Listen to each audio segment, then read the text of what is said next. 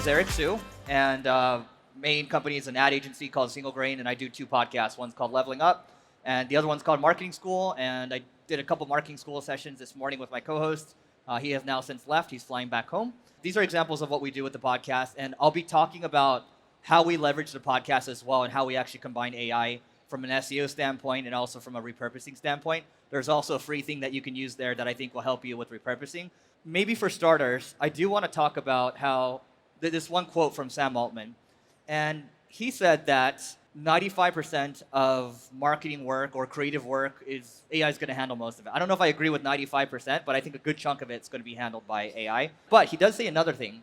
He does think that in-person communities such as this, right? You guys are all at Inbound, will become way more valuable in the next 5 to 10 years or so, right? And I tend to agree with that. And there's also an SEO angle with that too. One thing I've been talking about quite a bit for maybe the last 12 months or so is this whole concept of programmatic SEO. And a lot of people that have been doing it, they got torched, meaning that they lost their traffic, they went a little too aggressively, they created a lot of these pages for SEO purposes, and Google caught on and they torched their websites, right? They lost all that traffic. Sites that would go from like zero to millions or hundreds of thousands of visitors per month, they weren't paying attention to the quality, right? And that's why everything fell apart. So this right here, if you look at the top right, this is TripAdvisor. So they get about 131 million visitors per month, give or take, just from SEO. They would be paying Google about $66 million a month for that traffic, right? That's according to Ahrefs. And they rank for 24 million organic keywords. Now, am I saying that's possible for you? I don't think we need to go for 24 million keywords. I think even if you rank for 1,000 or 100,000 or so, you'll probably be in a good spot. I think what's worth calling out is the whole idea of programmatic SEO, right? So, they rank for things to do in Seattle, things to do in Japan, fun attractions in Kyoto, right? I'm going to Japan in 2 weeks, so I'm thinking about it quite a bit. They have a lot of these location-based or geographically based pages. But if you're an agency here, how many of you are agencies over here? A good chunk of you, right? So you can create agency pages, Boston Digital Marketing Agency, Boston SEO Agency, right? You have a lot of permutations that you can create. So if you're a location-based company, or if you have a lot of different products or services, then you can create a lot of programmatic content. But the problem with it, if you see this graph over here, is we shot up into the right initially. This is just for one section on our website. We shot up, and we didn't push as hard as we could have. And you can see towards the end of this that the graph starts to stagnate, right? And if we go a little more in detail here, it's like, oh, whoa. In the very beginning, it's like we should have bet harder. We should have pressed harder when we had the advantage, right? So if I go over here, you can see that we got hit by a Google Core update because we published too many pages that weren't high quality. And I'm going to talk about how we recovered too, and now everything is just kind of shooting up and to the right. Now, some of you that are SEOs can argue that it's just all coming from that recent Google algorithm update and everyone's shooting up and to the right. That could be the case, but we like to think that we focus a lot on content quality, and that's one of the reasons why we shot up, right? So when it comes to content, yes, you need to update your content. Yes, you need to prune your content. Yes, you need to consolidate your content. But you can see here, like on the left side, slow start. And then a Google update happens. We start moving down and to the right. I'm like, oh my God, is the site going to get torched, right? And then it recovers because we deleted a lot of low quality pages and we focused a lot on the quality of the pages that we're putting out, right? So instead of volume, instead of quantity, it's more so quality. And it's still, even to this day, even we're talking 2 years into this ChatGPT push, too many people are focused on just, hey, let's just use AI and autopilot it, right? Even today. And I think that's just us being lazy people, and we need to, if we can just go the extra mile a little bit, we're going to do a lot better than most people, right? We're going to do a lot better than our competitors. So just on this little experiment over here, this is about a 300% ROI campaign. We invested about 26 grand or so, and basically in maybe the first, I don't know, call it 6-ish months or so, 26K invested, $105,000 in revenue out the gate, right? So it's not bad for our initial test, and now we're pressing harder on it, and we're trying to figure out what else we can do. So this is really just the first arc of the story, right? Yes, a year ago or so, we started doing programmatic SEO, right? But in a moment, I'm going to talk about agentic workflows. I'm going to talk about programmatic CRO as well. These are all things that everyone here can do. As long as hopefully you have an engineer on your team, you can do all this stuff. It's not that complex. I'm going to show you a customer example. So this is one of our clients over here. They're in the wine business. Originally, they want to rank for like Pinot Grigio under $10, right? Or Chardonnay under $50. There's a lot of programmatic opportunity here. So their average click-through rate was less than 1%.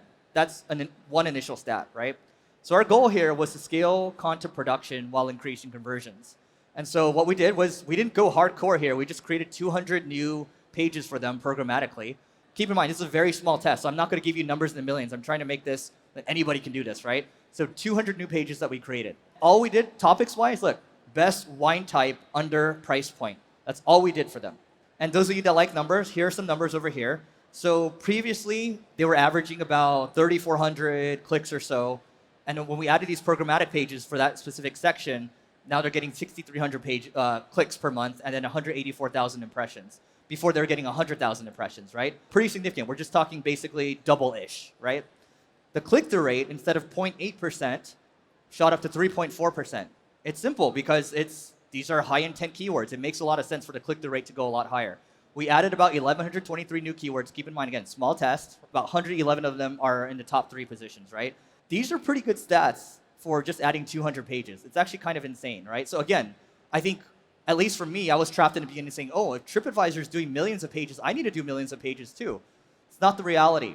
In fact, 200 pages, look what you get. For us, we added some agency pages. I think we went a little too aggressively in the beginning, but it does really well for us now. And you can do the same thing too. When we think about our content pillars, we think about how are we going to take all the content from the long-form podcasts we do, for Marketing School, for Leveling Up, which are the 2 that I do. The reason why we record video all the time is I look at social media as like a slot machine, right? You never know what's going to take off, and sometimes the stupidest things take off. Like, I remember Neil and I were kind of talking about this Shake Shack offer, where you can get like a coupon off, like you can get free Shake Shack on Sunday or something, and that got like 3 million views, right? Or another one where I talked about this discount store in Italy, and that got like 6 million views or something. So you don't know what's going to take off.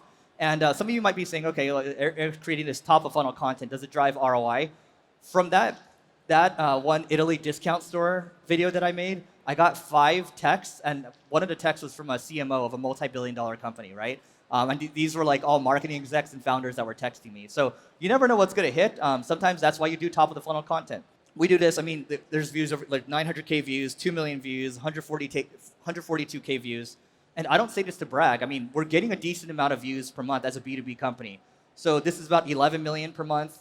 The point here, and earlier this morning we talked about SEO being search everything optimization, not just search engine optimization, because it's not just Google anymore. People are searching on TikTok, people are searching on YouTube, people are searching on Amazon, right?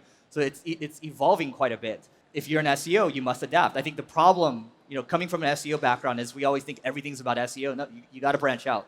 You got to branch out or else the business is going to be in trouble, right? You can't put all your eggs into one basket. Our goal this year with the podcast, okay, we have the long form. Let's chop it up into short form. TikTok, Instagram, Reels, right? YouTube Shorts. Okay, what else can we do from that? We need to pump out more content. I talked to a guy, we had lunch, and for his business partner, they're getting 200 million views per month. So that's 2.4 billion views a year, and they get all their leads, all their traffic just comes from organic social, right? Now, how does this apply to SEO? Well, I'm glad you asked. This screenshot is actually a little dated. Our traffic is actually moving up and to the right. I think it's probably tripled since this graph, and this is only a very small section on our website, right?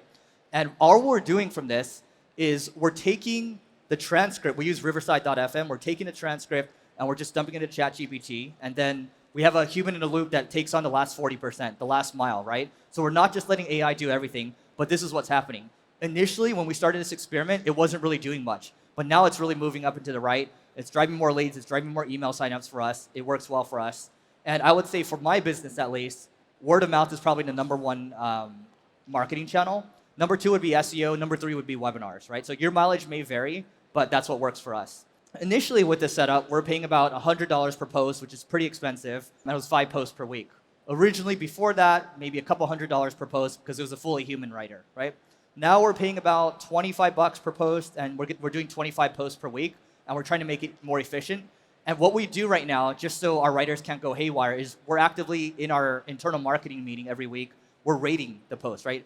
Is this above at least an 8 out of 10? Ideally, it's a 9 out of 10, right? And if not, like, why isn't it? And then we take that feedback and we try to carry it over into all the AI-assisted content that we put out, so there's a certain quality bar to it. We need to talk about how you can continue to find more efficiency when it comes to your short-form content. This is a product or a tool, whatever you want to call it. I found this about 2-3 weeks ago. It's called Overlap, and it's completely free. And they're not paying me to say this. I have no equity in the company. Just go to joinoverlap.com, and you can sign up for this. Again, completely free right now.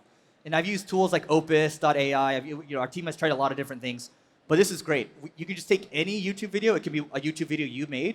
You can take one of those videos, dump it in here, and it'll find all the clippable moments, the right moments, and it'll also give you the right title tags as well, right? The pretty good title tags. It makes me want to click too. We've just been randomly throwing this on my YouTube channel, and some of these videos will get a good chunk of views. And so you can see I did this interview with Gary Vee over here, and what do we pull? I can't even read that. My eyes are so bad. I think they were pretty good. We posted a couple of them. And so if you're looking, one of the biggest challenges we have when it comes to producing short-form content or just clips in general is finding a clip coordinator, finding someone that has taste, that understands the right moments, right? It's really hard to outsource that. You have to find someone that's cultured, that has taste. Well, thankfully, this AI is getting a little closer to it, and I've been talking to the founder, and they've been talking about, hey, actually helping you with that component, right? Again, completely free right now, so that's a little bonus. So far, we've talked about PSEO, we've talked about short-form content, we've talked about AI-assisted content, and then if I talked about PSEO, I should probably talk about PCRO as well. If you're going to produce hundreds of pages or thousands of pages, probably should be optimizing them for conversions, right? In the little orange call to action over there, it says get quality leads. Usually on our website, the call to action, it says work with us. What we do is we basically scan the context of every page and we customize the call to action. And you don't need to be a genius to do this. I'm going to share the prompt with you in a minute. You guys can just take a picture of it and just have your developer deploy it, and you just need OpenAI's API. It's not that difficult to do this. We also customize the pop-ups too, right? So it says gain better ROI. Instead of work with us, gain better ROI. Or like right below it says, get more help with Google Ads because the page is about Google Ads. Just by doing this, the lift that we saw just to the clicks was about 50%. So 47.5% on the clicks for these call to actions. The conversion rate went up by about 20% or so. So give or take plus 50% and then plus 20% on conversion rates, right? That's pretty good. We're just using a prompt that I'm about to share with you. A little disclaimer for you before, if you guys want to hit me up, that's fine. But like just FYI, if you don't have strong domain authority, you cannot do PSEO, right? Because there's no votes of confidence going to your website. Your website's not strong enough. Just because you publish thousands of pages doesn't mean you deserve to rank for those. The good news is if you have some resources, you can go out there and you can go acquire a website that's in your space. That's definitely not free, but at least that's something you can do. That's something that's available. It's not completely shut off from you versus having to spend years and years building up links or building up your domain authority from scratch. And the link building thing's a whole nother conversation, right? A lot of SEOs are now saying that link building's not as effective, right? So that's a whole nother conversation. Here's an example of a prompt that you can use. And this prompt over here improves the headline, the call to action, and the form subtitle. This is a prompt for that. The next part that I want to talk about might get a little complex, but I don't think it should be too crazy. Mark Zuckerberg's talking about agents all the time, right? Satya Nadella is talking about agents all the time. Everyone's big on agents, right? Agents are going to become a lot bigger. The one thing I tell my team every single week is, guys, we can only afford to hire the top 5 to 10% of talent. We need to have an unreasonably high talent bar because in 5-10 years, you're going to have 10,000, 100,000, maybe millions of agents working for you and implementing your strategies because you're really smart. And there's no time to be held back, right? And that's scary for some people to hear, but it actually, I see it motivating the team. We got to think about the jobs to be done for an SEO manager. An SEO manager has to do keyword research. They have to figure out the right titles to update, internal linking. They also have to figure out technical SEO. There's all these things they have to figure out. It's a thankless job, right? And I think most jobs are pretty tough to do, and there's a lot of tedious work to be done. So our first thing here, before we build an agent or an agentic workflow, is we need to figure out what are all the jobs to be done and which one should we prioritize first. So there's a method to this. The second thing we need to do is, okay, earlier I talked about you need to update your content, you need to delete your content, you need to consolidate your content. This is an AI consolidation agent. And what it does, if you start from the top left and you work your way to the bottom right, what does it say? It says, okay, first it goes into Google Search Console. And then as it continues on, it's like, okay, let's figure out the vectors that are similar. Let's figure out what we need to consolidate. Let's remove the other URLs, right? There's a process for all this. And once this finishes, we're saying, hey, we're not just going to let the AI do its thing. We still need a human in the loop to check these things, right? So when we do this work for clients, we're constantly checking this work and making sure that it's good before we push it live. Then it's like, okay, which agent should be running next? And you can daisy chain these agents together if you want. If this, then that. And then these agents are doing a lot of the tedious work for you, and you're able to accomplish more at scale. When I talk to my SEO team, I'm like, how much faster do you feel? They feel like they're 10 times faster. Might be a little bit of an exaggeration, but that's how they feel. When I talk to my developers, I'm like, how faster do you feel now? He's like, well, I feel 3 times faster with ChatGPT, and now that they've added Cursor AI, he's like, I feel 2 times faster, right? He said one workflow I had was taking 5 hours, now it's taking me 2.5 hours. So we're cutting down the time it takes to get things done. I was in a group chat with a couple of friends this week, and they shared a new tool called tryprofound.com. So TRY, the word profound, PROFOUND.com. And what it does is it helps you with generative engine optimization. So optimizing for Gemini, optimizing for ChatGPT, and it shows you brand sentiment. It shows you how your brand's just scored overall on these generative engines. If you're not technical, by the way, you can use Replit. Anybody here can code a version of Angry Birds or Flappy Birds, right? So people that are non-technical can now code, and I think they raised quite a bit of money. I was just talking to Neil about it this morning. Sky's the limit with what you can do. I think there's no excuses now. Even if you don't have any resources, you should be playing with Replit, right? And here are some examples. There's another product that we use for agentic workflows. We use AirOps. So that's AIROPS.com. These are a couple of workflows that we built inside of AirOps. So once you're aware of this, I think you have a 1 to 2 year head start before everyone starts doing this stuff. It's not just for SEO, it's for really anything that you want to figure out that you really want to automate. Here's another example. This is not exactly a prompt, but the example that my team wanted to show here was that when we update meta information at scale, so title tags and meta descriptions, when it comes to SEO, you're going to get a higher click-through rate, right? Because if you have a really good title that hooks them in, they're bound to click. And marketing is all about bringing people to the point of sale. At the end of the day, if you're an SEO, you don't want to spend all that time, but it's really important. To me, it's like conversion rate optimization for the search engine result pages. But someone needs to be doing it, and that someone should be a robot doing it for you. Here's a prompt for programmatic SEO. So this is, again, what TripAdvisor does. Fun things to do in Japan, fun things to do in Rome, digital agency in Boston.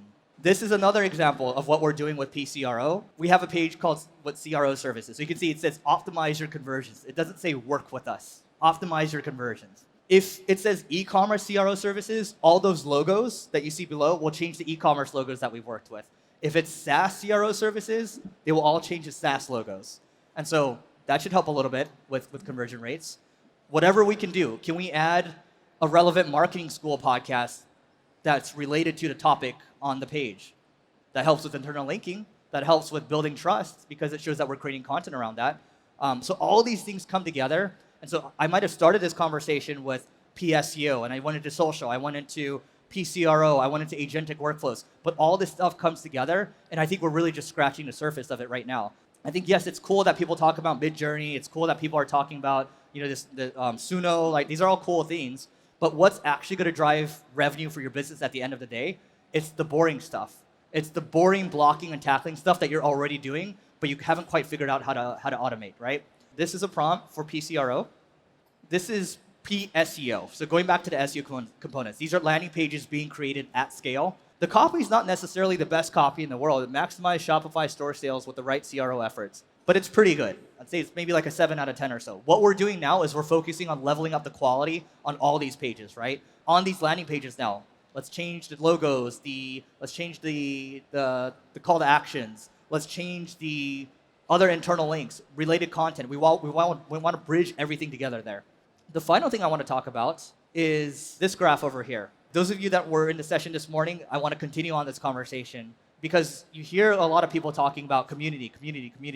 You see a lot more results with Reddit, right? You see it on the search engine result pages, going back to SEO. When you search for things, you see a lot more Quora. You see a lot more Reddit. In fact, Reddit added about 700 million visitors per month. They went from about 1.6 billion to about 2.3 billion. Some can argue, oh, they did a deal, and it was a deal with Google. I don't think that's the reason. It's because UGC content is even more valuable now in a world where we're seeing a lot more robotically generated content. This is a community, right? We're here at an in-person community, but online community. So if you can't do an in-person community, you can at least do an online community. And you can use a platform like School, that's SKOOL, or you can use a platform like Circle.so.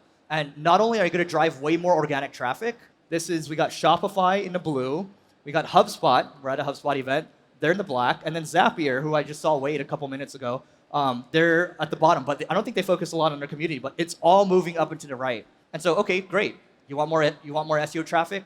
Community, right? Oh, but how do I start a community? There are a lot of hungry community managers out there that work at companies that will gladly, I think they're all heavily underpaid. I think that's going to that's going to correct in the next couple of years. Community, to me, is also, it's a retention mechanism, right? It keeps people together. So people might buy from you, but people ultimately stay for the community. They stay for each other. And then within the community, you'll have people that will be ambassadors for you. They'll work really, they just love working for free, basically, right? You should probably compensate them. But you find those people that are engaging all the time. And those are the people that you want to hire as your ambassadors. And then they'll keep the retention, they'll keep the party going. It'll be a good thing, right? And that's how a community like this becomes so big over time. I think this is the future of SEO. It's going to be a component of SEO because I don't think they're going to roll back that Reddit change and that Quora change. And to be honest, I get a lot of value from reading Reddit. Satya Nadella says this too, right? He's like, the future of AI is in agents, which I talked about earlier. Mark Zuckerberg has said the same thing. If there's any key takeaway from this talk, get out there to explore and to understand that you're actually not that far behind. But if you don't get on this stuff in the next year or two, I think you'll be pretty far behind. So I think it's worth talking to people in your space, maybe getting a little AI working group going with your founder friends. I certainly do that as well. And we talk about all the new stuff that we're doing. We try to get it. We do an in-person meeting once a year, but we'll get on Zoom calls every now and then. But get your peer groups together and talk about this stuff, and then you'll be ahead of the curve. So that being said, this is all my information here. You can scan that barcode again if you want. But thank you so much for your time, and hope you have a good rest of your inbound.